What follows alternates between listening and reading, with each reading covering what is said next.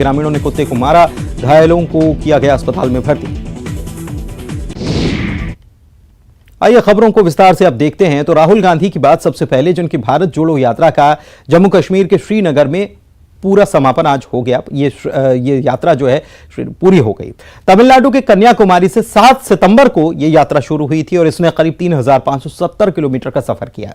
कुल 146 दिन के सफर में राहुल गांधी ने 14 राज्यों की सीमाओं को छुआ है। भारत जोड़ो यात्रा को लेकर राहुल ने कहा कि उनकी यात्रा का मकसद सियासी नहीं है, लेकिन इस पर बीजेपी सवाल उठा रही है।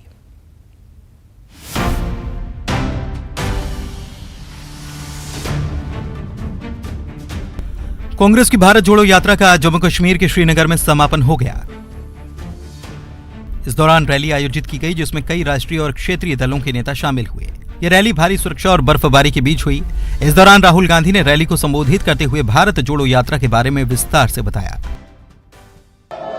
जो विचारधारा इस देश की नींव को तोड़ने की कोशिश कर रही है, उसके खिलाफ हम खड़े हों, मिलकर खड़े हों, नफरत से नहीं, क्योंकि वो हमारा तरीका नहीं है, मोहब्बत से खड़े हों। मैं जानता हूं कि अगर हम मोहब्बत से खड़े होंगे, प्यार से बात रखेंगे, तो हमें सफलता मिलेगी। भारत जोड़ो यात्रा के समापन कार्यक्रम में प्रियंका गांधी वाड्रा ने कहा, आज जो राजनीति देश में चल रही है उससे देश का भला नहीं होगा। ये तोड़ने बांटने नफरत की राजनीति है। मेरी उम्मीद है कि ये नफरत खत्म होगी और प्रेम ही सबको जोड़ेगा। भारत जोड़ो यात्रा का लोगों ने खूब स्वागत किया। शायद सितंबर से 4 या 5 महीनों से पैदल कन्याकुमारी से लेकर यहाँ तक चलने निकले थे। शुरू में मैंने भी सोचा कि बहुत लंबी यात्रा है, कैसे जाएगी, कैसे होगा, लोग स्वागत करेंगे, क्या होगा। लेकिन जहाँ जहाँ गए, कन्याकुमारी से लेकर यहाँ श्रीनगर तक, जहाँ जहाँ गए तो लोग बाहर आए। किस लिए आए? किस लिए आए? क्योंकि इस देश में अभी एक जज्बा है।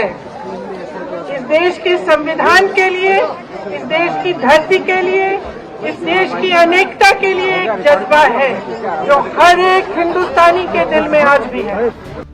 समापन रैली में राहुल गांधी और अन्य नेताओं ने बीजेपी पर जमकर निशाना साधा। जम्मू कश्मीर के पूर्व मुख्यमंत्री उमर अब्दुल्ला ने यात्रा को सफल बताया। हाँ, इस मुल्क में वो है जो बीजेपी को पसंद करते हैं, जो बीजेपी को छोड़ के एक नई सियासत चाहते हैं, एक अलग सोच चाहते हैं, जो भाईचारा चाहते हैं, जो अमन से रहना चाहते हैं, जो एक दूसरे के साथ प्यार और मोहब्बत के साथ रहना चाहते हैं। जो सोच जो है, जो चीज बीजेपी इस मुल्क को दे नहीं सकती। महबूबा जी ने सही कहा, आज महात्मा गांधी जी शहीद हो गए थे। वो महात्मा गांधी जिन्होंने जम्मू कश्मीर को 47 में देख के ये कहा कि मुझे रोशनी की किरण नजर आ रही है। इस यात्रा ने शायद पूरे हिंदुस्तान में एक रोशनी की किरण जो है वो जिंदा की है। मैं राहुल आपसे गुजारिश करना चाहता हूँ, आपकी ये यात्रा ने साउथ इंडिया को जरूर मिलाया है। वहीं समापन कार्यक्रम में शामिल होने पहुंची कांग्रेस नेत्री कुमारी सैलजा ने बीजेपी और आरएसएस पर जमकर निशाना साधा और कहा कि जब तक देश में भारतीय जनता पार्टी और आरएसएस नफरत फैलाती रहेगी, तब तक हम भारत जोड़ो अभियान चलाएंगे। जब तक भारतीय जनता पार्टी आरएसएस जैसी विचारधारा जो कि देश को नफरत में झोंकती है, जब तक ये विचारधारा है, हमारा देश को जोड़ने का नारा हमेशा बुलंद रहेगा। इस यात्रा को लेकर बीजेपी ने कांग्रेस और राहुल गांधी पर हमला किया। बीजेपी नेता सुधांशु त्रिवेदी ने कहा कि यात्रा राजनीतिक उद्देश्य से प्रेरित थी, लेकिन इसी उद्देश्य में असफल दिखाई दी है। उन्होंने कहा कि कांग्रेस अगर भारत जोड़ो की बात करती है तो ये बड़ी विडंबना की बात है कि कांग्रेस की यह यात्रा, जिसने एक नहीं अनेक मौकों के ऊपर पूरे इस 150 दिन के अपने कालखंड में जितने नफरत और घृणा के बयान थे, जितने नफरत और घृणा के प्रतीक लोग थे, उन सबको साथ में रखकर और पुनः एक बार स्मरण कराया कि जब एक भारत श्रेष्ठ भारत बन रहा है तो वो सारी की सारी प्रवृत्तियां जो कि भारत को समय समय के ऊपर बांटने में, समाज के अंदर भिन्न भिन्न प्रकार के विभेद पैदा करने में निरंतर प्रयत्नशील रहती थीं। वहीं जम्मू कश्मीर में राहुल गांधी के तिरंगा फहराने पर पूर्व केंद्रीय मंत्री उमा भारती ने कहा कि धारा 370 हटाने की वजह से राहुल गांधी वहां तिरंगा फहरा सके हैं। वो एक तो धारा हमने नहीं हटाई, पार्लियामेंट ने हटाई है, पूर्ण बहुमत से हटाई है। एक दूसरा ये है कि अधिकार की दृष्टि से तो भारत में सबके अधिकार हैं। जो आतंकियों की गोली से मारे गए हैं, आतंकियों के द्वारा जिनको बहुत क्रूरता से और निर्दयता से मारा गया है, उनके भी अधिकार हैं। मुझे क्या लग रहा है कि राहुल की सेंसिटिविटी खत्म हो गई है भारत की समस्याओं के प्रति। उनको कुछ समझ में नहीं आता। उनको कुछ अंग्रेजी दान लोग हैं, कम्युनिस्ट लोग, जो उनको सिखा देते हैं, जिसमें हिंदुओं की मौत को मौत नहीं मानते, भारतीयों की मौत को मौत नहीं मानते।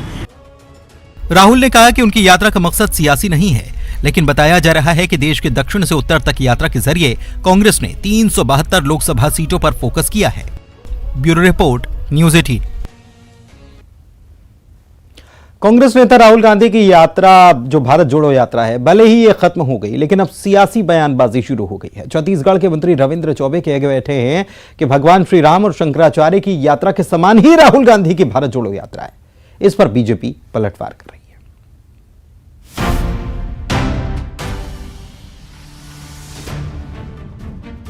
भारी बर्फबारी के बीच कांग्रेस के नेता राहुल गांधी की भारत जोड़ो यात्रा सोमवार को श्रीनगर में खत्म हो गई। राहुल ने कांग्रेस मुख्यालय में तिरंगा फहराकर भारत जोड़ो यात्रा का समापन किया। राहुल ने क्लोजिंग सेरेमनी के दौरान शेर कश्मीर स्टेडियम में करीब 35 मिनट लंबी स्पीच दी। सोचने लगा क्या मैं ये जो 3500 किलोमीटर है, क्या मैं इनको चल पाऊंगा या नहीं। तो जो मैंने सोचा था आसान काम होगा, वो काफी मुश्किल हो गया। मगर फिर मैंने किसी ना किसी तरीके से ये काम पूरा कर दिया। राहुल गांधी की भारत जोड़ो यात्रा खत्म होते ही सियासत भी शुरू हो गई। छत्तीसगढ़ के कृषि मंत्री रविंद्र चौबे ने राहुल गांधी की तुलना भगवान राम और आदि शंकराचार्य से की। रविंद्र चौबे ने कहा कि मर्यादा पुरुषोत्तम राम अयोध्या से लंका तक यात्रा किए थे। आदि शंकराचार्य ने केरल से बद्रीनाथ तक की यात्रा की थी। ये दोनों यात्राओं की जो दूरी थी वो राहुल गांधी की यात्रा के समान है। हिंदुस्तान के इतिहास में ये यात्रा अभूतपूर्व रही। हिंदुस्तान के इतिहास में अभूतपूर्व यात्रा रही आदरणीय राहुल जी की भारत जोड़ो यात्रा।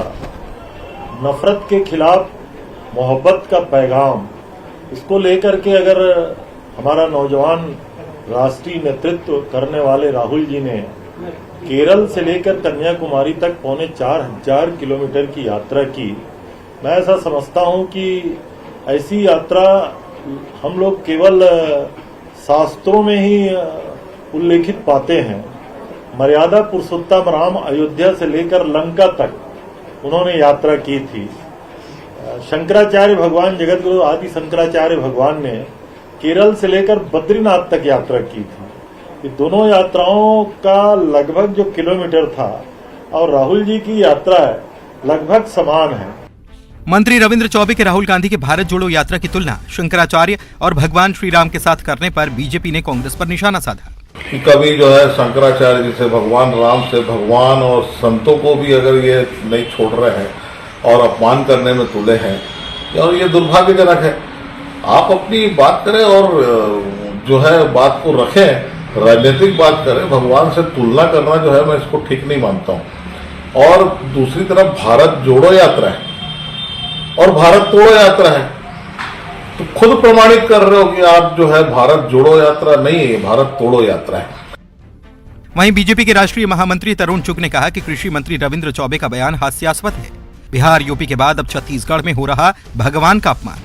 ऐसा कि क्या उन्होंने बोला मैंने सुना नहीं, लेकिन भगवान राम का अपमान कभी उत्तर प्रदेश में किया जा रहा, कहीं बिहार में किया जा रहा, ये दुर्भाग्यपूर्ण है। और जो लोग कभी शंकराचार्य जी से तुलना करते हैं, कभी राहुल गांधी जी की भगवान राम से कर रहे हैं, मैं उनकी बुद्धिमत्ता पे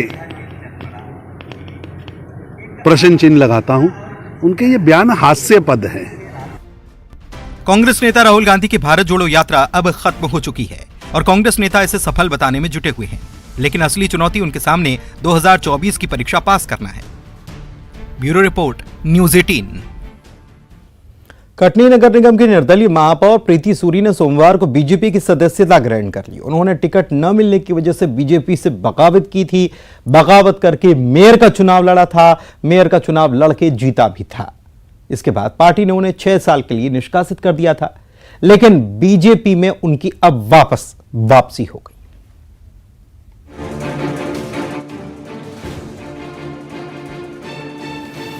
मध्य प्रदेश विधानसभा चुनाव को लेकर बीजेपी अभी से फील्डिंग सजाने में जुट गई है, जिसकी बानगी नजर आई कटनी में निर्दलीय चुनाव लड़कर महापौर बनी प्रीति सूरी की बीजेपी में फिर से वापसी होना। इन्होंने आज भोपाल में प्रदेश अध्यक्ष वीडी शर्मा के सामने सीएम शिवराज के हाथों वापस बीजेपी की सदस्यता ले ली। इस मौके पर सीएम शिवराज सिंह चौहान ने कहा कि कटनी महापौर बहन प्रीति सूरी राजनीतिक कार्यकर्ता के साथ सामाजिक कार्यकर्ता हैं। उनका पूरा परिवार कई सामाजिक कार्यक्रमों में सहभागिता करता रहा है। उनके मन में विकास की तड़प है और बीजेपी की सरकार ही विकास का पर्याय है। राजनीतिक कार्यकर्ता के साथ साथ एक सोशल वर्कर है, पूरा परिवार है और कई सामाजिक कार्यों को, समाज सेवा कार्यों को लगातार करता रहा है। उनके मन में विकास की तड़प है और भारतीय जनता पार्टी की सरकार विकास की पर्याय है। और उन्होंने इसलिए, क्योंकि उन्हीं का ये परिवार था, फिर से अपने परिवार में अपनी शहर की जनता की बेहतर सेवा के लिए, बेहतर विकास के लिए और कुल मिला के जो काम हो रहे हैं, होने हैं, वो जनता के हित में ठीक से होते रहे। इसलिए उन्होंने फैसला किया है कि वो भारतीय जनता पार्टी के अपने परिवार में पुनः आ रही है। मैं उनका हृदय से स्वागत करता हूं। प्रीति सूरी को बीजेपी में शामिल करने पर कांग्रेस ने तंज कसा। कांग्रेस ने कहा कि चुराए हुए नेताओं से बीजेपी का पेट नहीं भरता, इसलिए अब वो निष्कासित नेताओं को भी चुराने का काम कर रही है। जनता उन्हें 2018 की तरह घर बैठाएगी। भारतीय जनता पार्टी की 6 वर्ष के लिए निष्कासित नेता कटनी की मेयर को भारतीय जनता पार्टी में वापस प्रवेश देकर अपनी ही पीठ ठोकने वाले भारतीय जनता पार्टी के नेता क्या बताना चाहते हैं कि जीते हुए आदमी को वो किसी भी कीमत पर अपने पाले में रखने के लिए तैयार हों। अभी कांग्रेस के चुराए हुए नेताओं से भारतीय जनता पार्टी का पेट नहीं भरा, इसलिए अब निष्कासित नेताओं को चुराने की शुरुआत उसने कर दी है। इसके बावजूद भी जनता 2018 की तरह उन्हें घर बिठाएगी। इसमें जनता अब कोई कोताही करने वाली नहीं। प्रीति सूरी बीजेपी से 2 बार पार्षद रह चुकी हैं, लेकिन नगरीय निकाय चुनाव में बीजेपी से महापौर का टिकट नहीं मिलने पर वे बागी हो गई थी और निर्दलीय चुनाव लड़कर अंगूठी के निशान से चुनाव जीता भी। Bureau report, news 18। और चलिए अब बात करते हैं खेलो इंडिया यूथ गेम्स 2022 की, जिसका रंग आगाज हो गया। राजधानी भोपाल के टीटी नगर स्टेडियम में हुए भव्य आयोजन में केंद्रीय खेल मंत्री और प्रदेश के मुख्यमंत्री समेत कई दिग्गज हस्तियां मौजूद रहीं।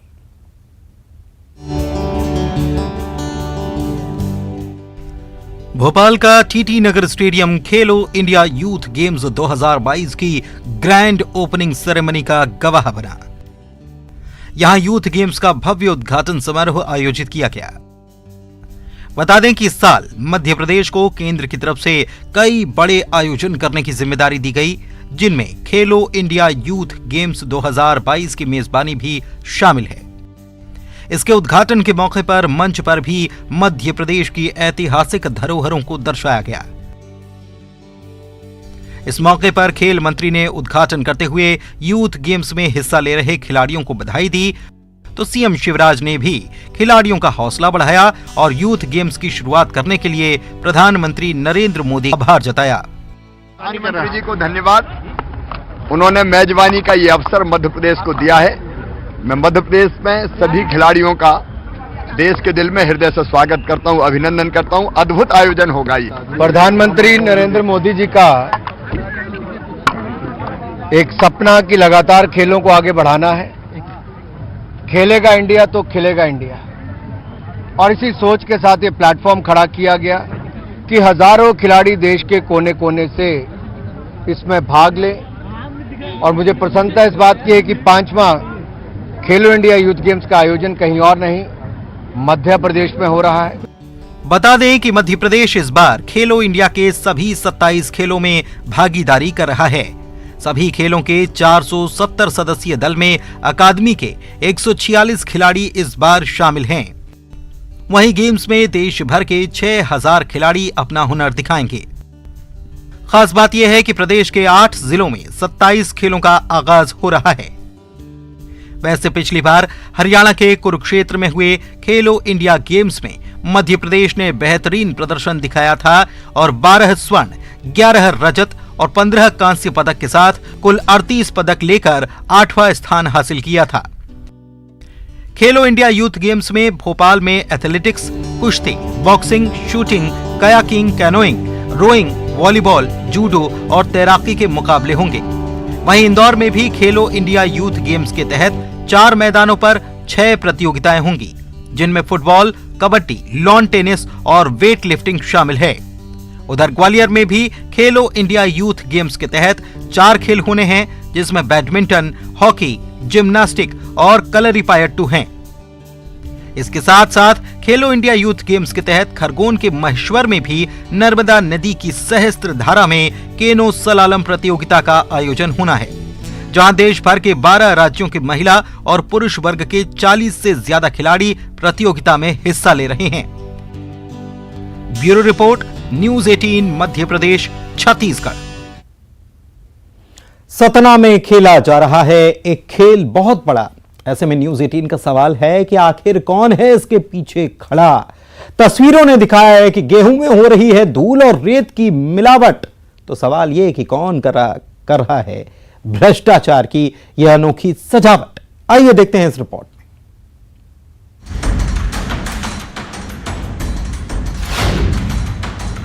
तस्वीरों को देखकर अपना माथा पीट लीजिए या फिर कोसते रहिए, लेकिन यहां न तो लज्जा है न शर्म और खुलेआम हो रहा है अधर्म।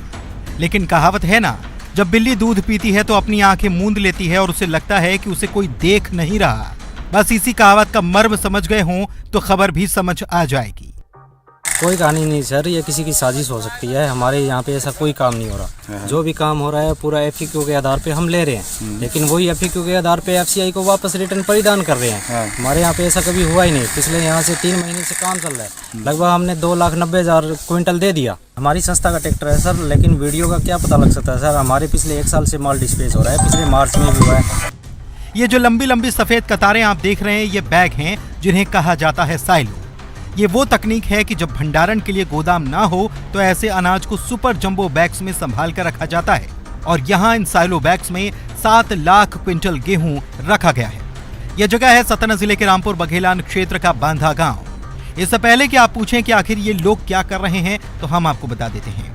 ये जो ट्रैक्टर है, इसमें लदी है मिट्टी और रेत, और ये रेत और मिट्टी इसी साइलो बैग में रखे जा रहे गेहूं में मिलाई जा रही है। अरे ये तो मिलावट है। तो जनाब, हम भी यही बता रहे हैं कि वजन बढ़ाने का ये भ्रष्टाचार का खुला खेल है। और इसी गंदे खेल का वायरल वीडियो अब सनसनी मचाए हुए है। खुला हिसाब है, मिट्टी और रेत मिली गेहूं की बोरी का वजन ज्यादा होगा, लेकिन उसमें गेहूं कम होगा। तस्वीरें जब हमारे संवाददाता ने देखी तो वो भी पड़ताल के लिए निकले और मौके पर पाया कि जिस ट्रैक्टर से गेहूं में रेत मिलाई जा रही थी वो तो वहीं खड़ा है। लेकिन जब न्यूज 18 ने यहाँ के सहायक प्रबंधन से इस घालमेल और मिलावट पर सवाल किया तो वो इसे किसी की साजिश या शरारत बताने लगे। जबकि जो लोग गेहूं में धूल और रेत मिला रहे थे, बताया जा रहा है कि वो यहीं के कर्मचारी हैं जो इस वक्त यहाँ से गायब हैं। वैसे आपको बता दें कि गेहूं की पूरी देखरेख का जिम्मा भारतीय खाद्य निगम यानी कि FCI पर ही है।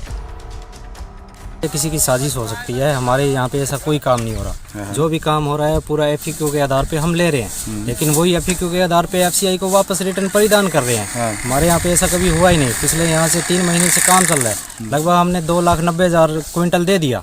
आज तक कभी कोई ऐसी शिकायत आई नहीं, लेकिन हो सकता है किसी ने कुछ किया हो। लेकिन मैं भी पिछले 15 दिन से छुट्टी पे था, कोई कुछ भी कर सकता है सर। क्या वो वीडियो तो आपने देखा है मिट्टी मिलाने वाला? लेकिन वीडियो देखा है सर, लेकिन क्या है लास्ट में धूल वगैरह बसती है सर, वो किसी ने डाला होगा। जैसे त्रिपाल पे लास्ट में धूल बसती है, वो तो इकट्ठा करके डालते ही हैं, और इसके अलावा कुछ नहीं है ऐसा यहाँ पे। अधिकारी भी आते हैं क्या जांच करने? जी सर। हंसी आती है साजिश की बात सुनकर, क्योंकि साजिश करेगा कौन और क्यों करेगा इसका जवाब नहीं मिला, क्योंकि मामला कोई निजी नहीं बल्कि पूरी तरह से सरकारी है। खैर, गंभीर मामले को लेकर जब तहसीलदार से बात की गई तो उन्होंने वही रटा सा जवाब दिया, दिखवाते हैं, जांच करवाते हैं, टीम जाएगी, प्रतिवेदन भेजेंगे, आदि आदि। सोशल मीडिया के माध्यम से वीडियो मैंने देखा है। अब हल्का पटवारी को भेज के और कुछ संबंधित कर्मचारी जो हैं उस विभाग के, तो उनसे करके जांच कराई जा रही है। आपने कई बार मंचों से सुना होगा जनता भगवान होती है और ये गेहूं जनता तक ही पहुंचाया जाना है। लेकिन जब भगवान को परोसे जाने वाले अन्न में ही भ्रष्टाचार की मिलावट हो रही है तो बस यही कहा जा सकता है कि भगवान सब देख रहा है और लोकतंत्र का भगवान इंसाफ में देरी नहीं करता। सतना से न्यूज़ 18 के लिए शिवेंद्र बघेल की रिपोर्ट।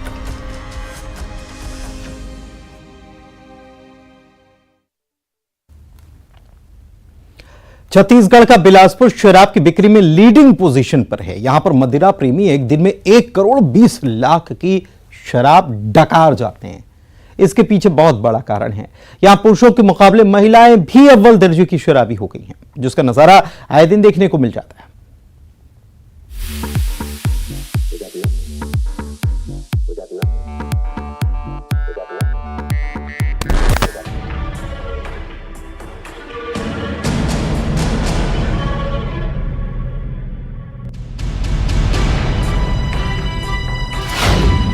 लेफ्ट में देखिए नशे की लीला, कमाना है नाम फिर ये कैसा काम, नशे ने बनाया नौटंकी।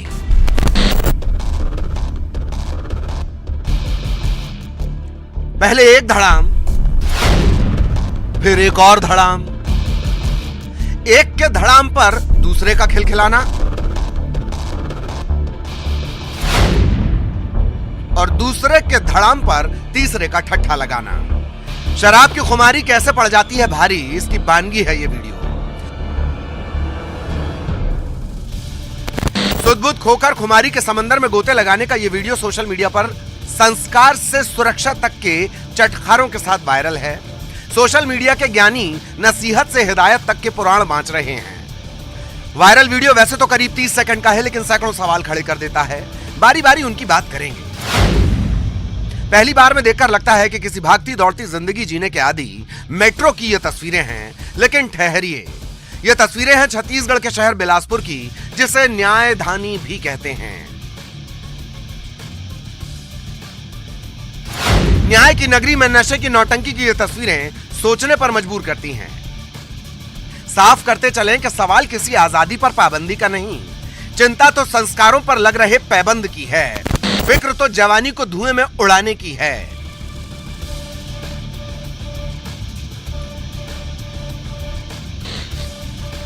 बिलासपुर के एक बार से जुड़ा हुआ यह मामला है। इसी बार में बर्थडे सेलिब्रेशन के दौरान डांस हो रहा था। लड़कियों को छेड़ने के आरोप लगे, विरोध करने पर मारपीट तक की खबर बनी। सवाल सुरक्षा का भी उठा। लेकिन इन दो तस्वीरों को अगर एक फ्रेम में रखकर देखा जाएगा तो बहुतेरे सवाल खुद धुआं बनकर उड़ जाएंगे। एक बार फिर दोहरा दें, सवाल आजादी पर सवाल का नहीं है। सवाल खुद की सुरक्षा, संस्कारों की रक्षा, कानून व्यवस्था की समीक्षा और बराबरी की इच्छा का है। विनोद कुशवाहा, न्यूज़ 18 बिलासपुर। इसी के साथ इस बुलेटिन में इतना ही। नमस्कार।